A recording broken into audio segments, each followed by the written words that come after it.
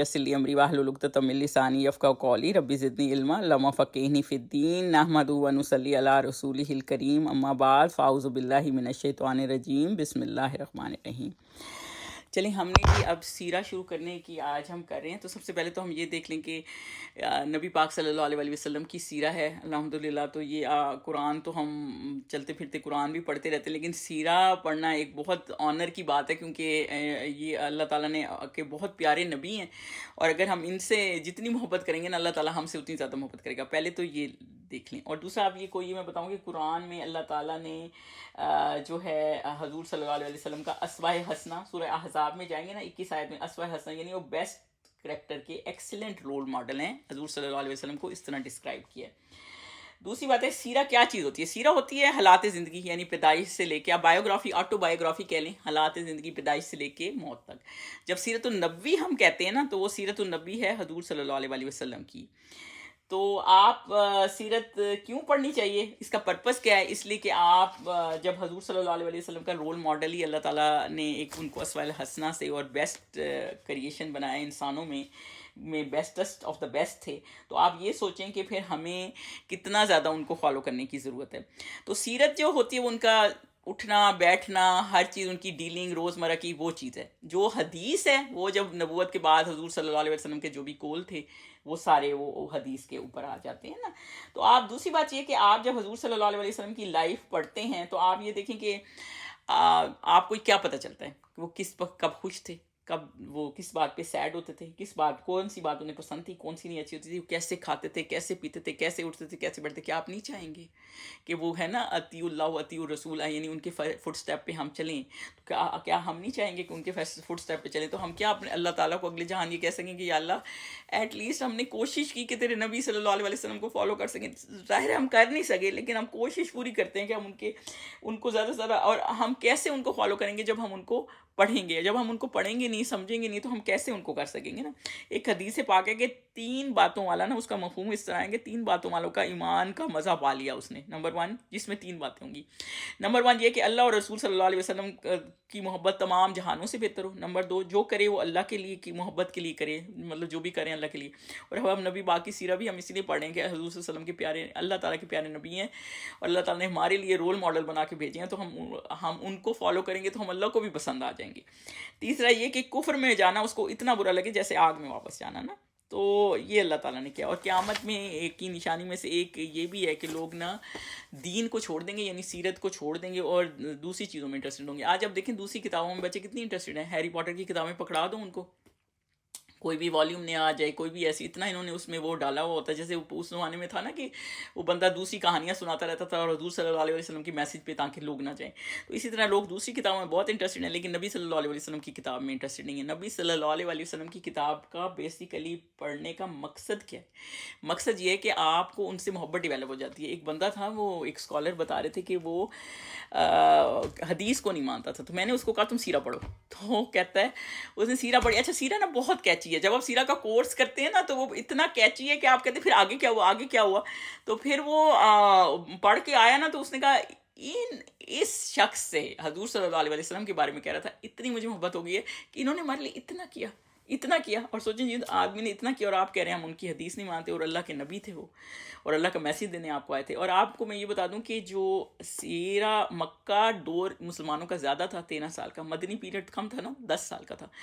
लेकिन अहादीस और सीरत जो ज़्यादा ड्राइव है वो मदनी ज़्यादा। क्यों? क्योंकि ज़्यादा लोग थे ना, ज़्यादा सहाबी थे, ज़्यादा किस्से थे, तो ज़्यादा आपको कहानियाँ वहाँ मिल जाती हैं। तो ज़्यादा थोड़े मुसलमान होते हैं, थोड़े मामलात थे, तो थोड़े वो थे।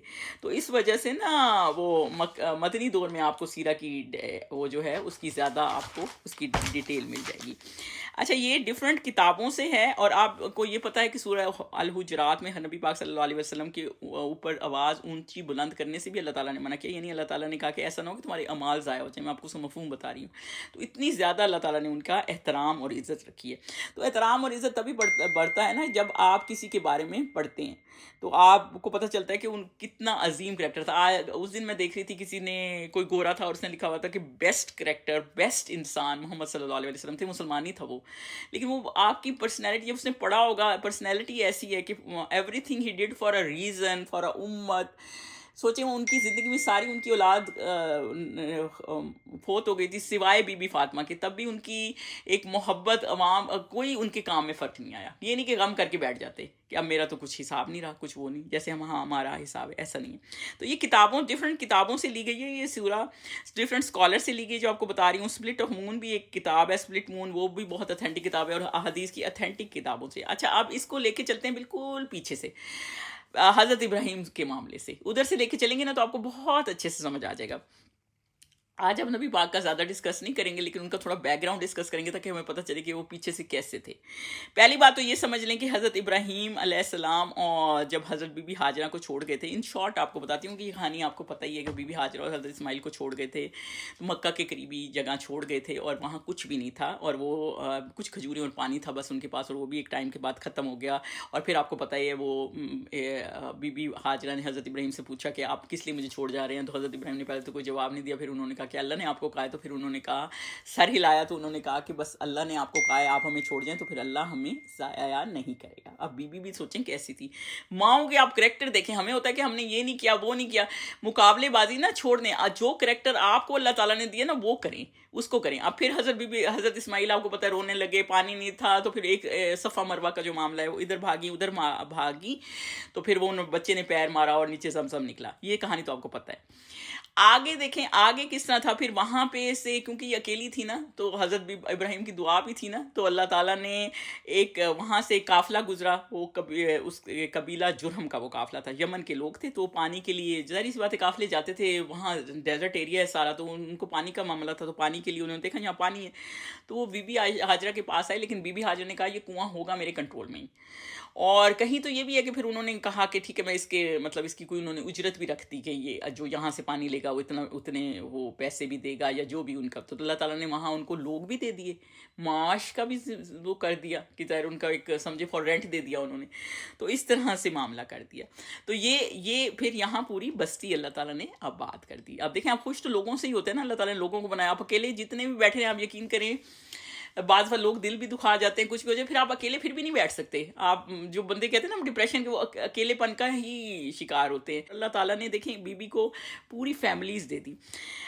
تھوڑا سا آپ کو ان بٹوین آپ کو یہ بتا دوں کہ 4 دفعہ حضرت ابراہیم نے وہاں وزٹ کیا ہے. ایک دفعہ آپ کو یاد ہی ہے کہ جب حضرت اسماعیل علیہ السلام بی بی حاجرہ کو وزٹ کیا ہے.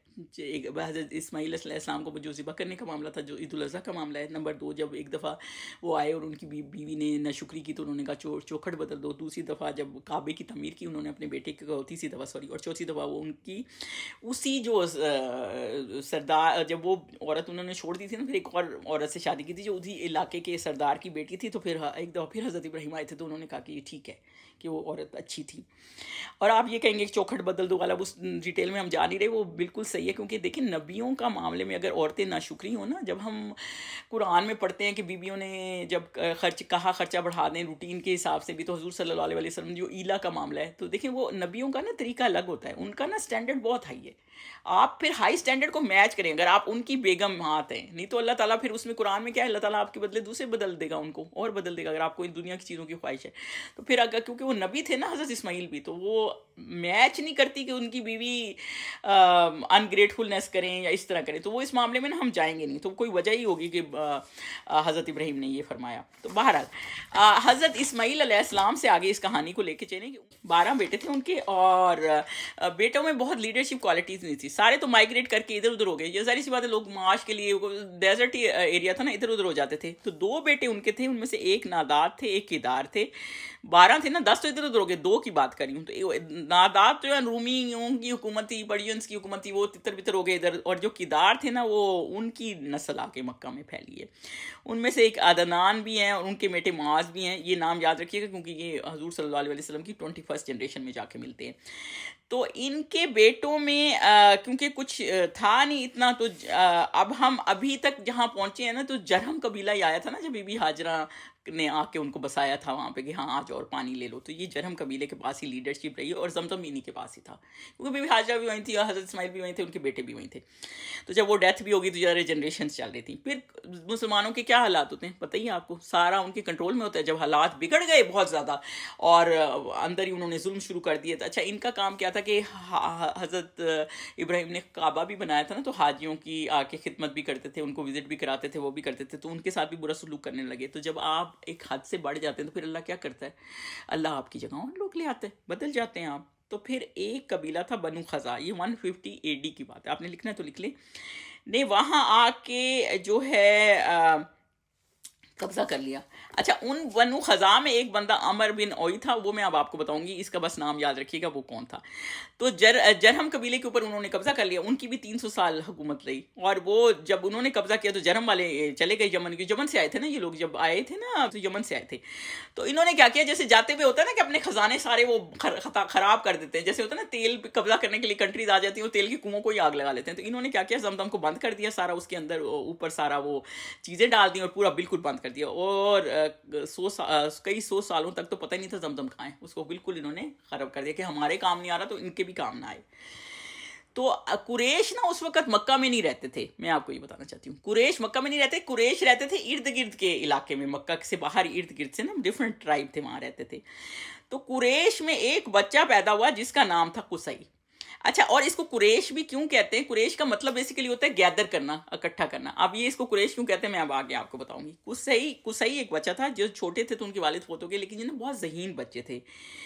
اور جب ان کے والد جب چھوٹے تھے فوت ہو گئے تو ان کی ماں نے جب دوسری شادی کی تو وہ بندہ رہتا تھا شام کی طرف، سیریا کی طرف. تو جب شام نا اس وقت ایک نہیں تھا نا، اس میں بہت سارے، یہ فلسطین، جارڈن وغیرہ، یہ سب سیریا کے اندر ہی آتا تھا.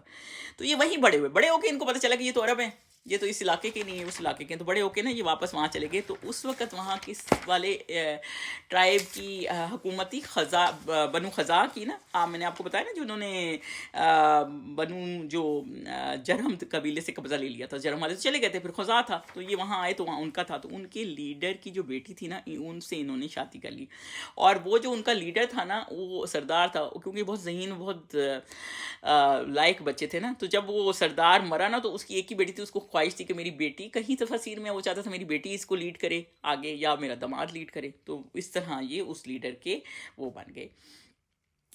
تو اور پھر یہ جو قریش کا جو ٹرائب تھے جو ارد گرد مکہ کے تھے اور بنو خزا تھے، تو وہ ان کی آپس میں جنگ ہوئی. تو اس طرح معاملہ ہوا تھا، کیونکہ وہ کہتے تھے کہ ہم بنی اسماعیل کے ہیں اور یہ بنی اسماعیل سے تعلق نہیں رکھتے، تو اس لیے ہمارا حق زیادہ ہے. تو اس طرح پھر قصی جو ہے نا وہ لیڈر بن گئے. اور سارے قریش کے ارد گرد کے ٹرائب یہاں جو جمع کر لیے تھے نا انہوں نے سارے بلا لیے. اور وہ سارے جو ارد گرد کے چھوٹے چھوٹے ٹرائب تھے نا جو قریش کے تھے، وہ انہوں نے سارے کٹ کے لیے. جیسے ہوتا ہے نا اسرائیل کا، پتہ نا آپ کو، جو بھی اسرائیلی آ جائے اسرائیل میں آ کے اکٹھا ہو جائے، ایک ملک یہ کر رہا ہے نا، یہ ساری ہسٹری سے سیکھے ہوئے ہیں. تو وہی یہودی ہوتا، اس کو تو پاسپورٹ کی ضرورت نہیں ہے. اس طرح سے انہوں نے معاملات کیے. تو اسی طرح انہوں نے سارے قریش کے اکٹ کر لیے. اور قریش کا مطلب ہی جمع ہونے والا ہے نا، تو اس لیے ان کو قریش کا بھی کہا جاتا ہے. اور کچھ کہتے ہیں اس لیے اس کو قریش بھی قبیلہ کہا جاتا ہے. اور کچھ کہتے ہیں کہ ان کا، کیونکہ ایک ان میں سے ایک تھے، میں آگے ان کا نام آپ کو بتاتی ہوں، جن کا لقب ہی جو ہے وہ قریش تھا، تو ان کو اسی لقب سے بنایا جاتا تھا.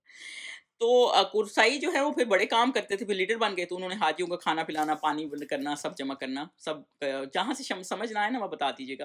اور پانی میں کشمش اور کھجور ڈالتے تھے، ان کو ڈال دیتے تھے. اور قصائی جو ہے نا، آپ یہ یاد رکھیے گا، حضور صلی اللہ علیہ وسلم گرینڈ فادر ہیں حضور صلی اللہ علیہ وسلم کے.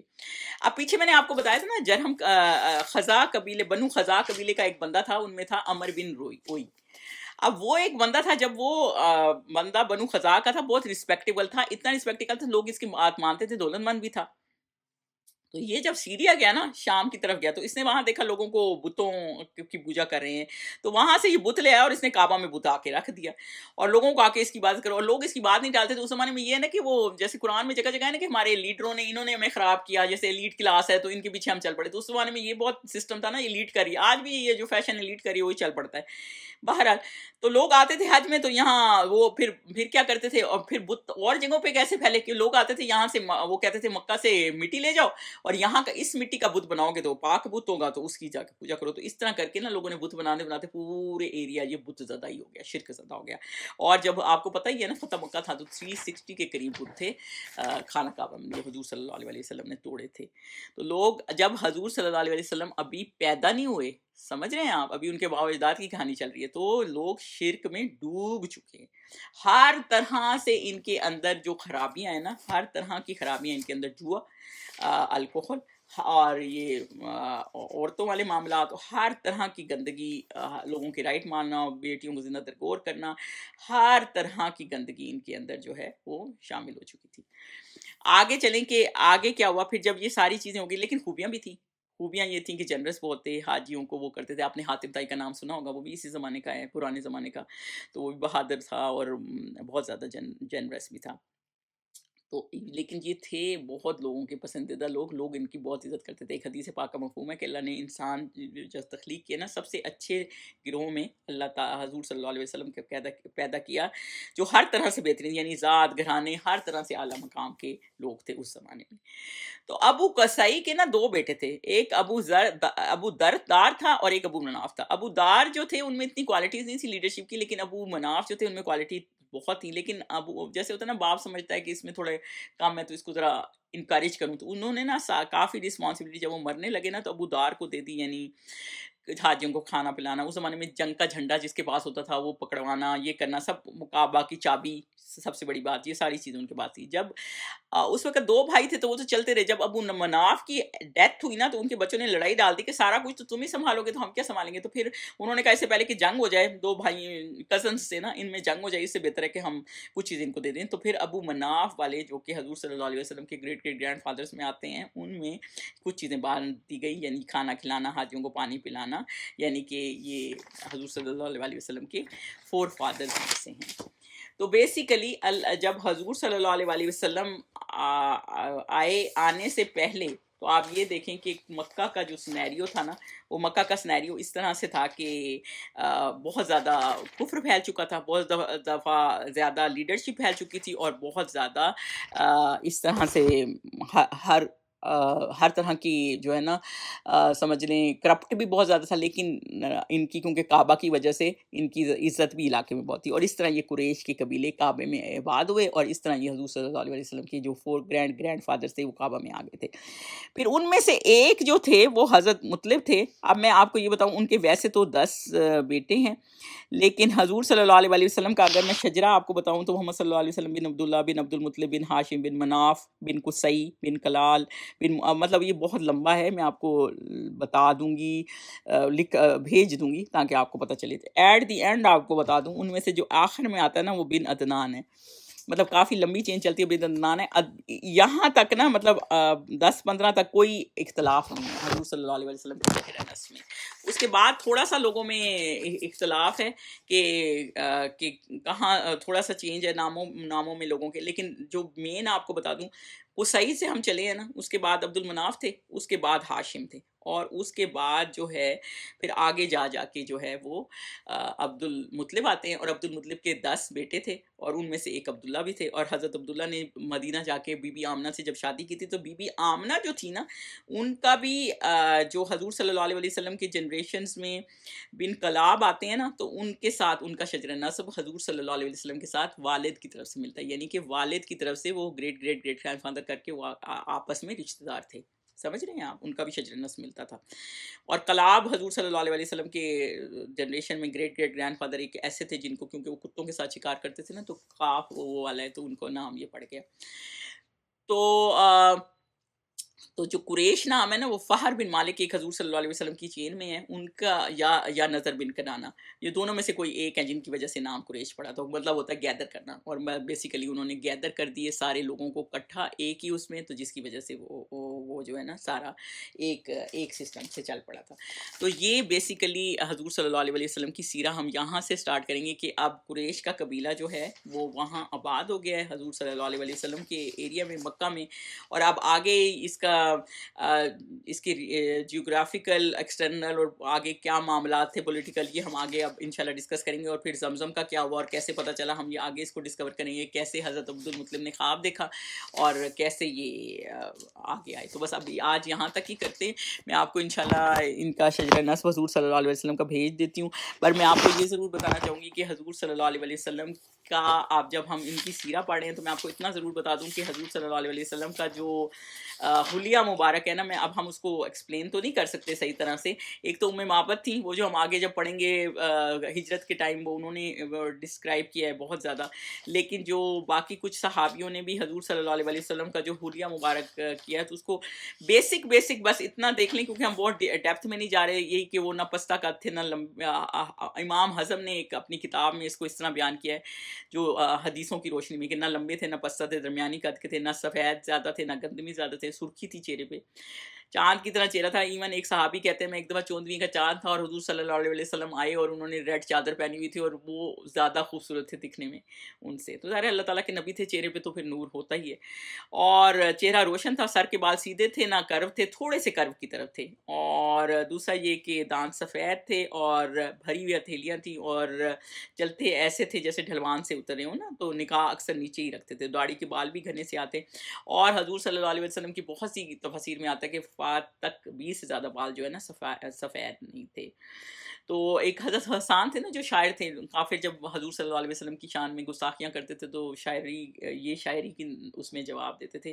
تو وہ ان کی شعر تو خیر پڑھنے لائق ہیں. بہرحال وہ اس طرح سے تھے کہ حضور صلی اللہ علیہ وسلم ایسے تھے کہ نہ کسی آنکھ نے دیکھا نہ کسی نے, مطلب ایسا ان کا جمال تھا کہ کوئی مطلب کسی نے اس طرح کا شخص جو ہے وہ دیکھا ہی نہیں. اتنا اللہ تعالیٰ نے ان کو ایسا خوبصورت بنایا بقول ان کی شاعری کے کہ جیسے انہوں نے خود, جیسے بندہ کہتا نا مجھے ایسے بنا دو ویسے بنا دو, جیسے خود چاہا ہو نا بندے نے ویسے, تو اس طرح سے خوبصورت بنا دیا تھا. تو بیسیکلی حضور صلی اللہ علیہ وسلم کی یہ ایک بیسک وہ ہے. اور کیونکہ عربوں کا طریقہ تھا نا کہ شجرہ یاد رکھتے تھے, تو حضور صلی اللہ علیہ وسلم کا بھی شجرہ نسب جو ہے وہ سارا کتابوں میں درج ہے. اور الحمدللہ آگے جا کے پھر ہم آج بس اتنا ہی کر لیتے ہیں. الحمدللہ آگے جا کے پھر ہم دیکھیں گے کہ حضور صلی اللہ علیہ وسلم کی پیدائش کس ایئر میں ہوئی اور کس طرح زمزم وہ واپس آیا اور کس طرح یہ سارا سینیریو آیا. یہ جی آج کا سیرہ کا لیکچر ہے, انشاءاللہ پھر اس کو لے کے چلیں گے. سبحانک اللہم و بحمدک اشہد ان لا الہ الا انت استغفرک و اتوب الیک.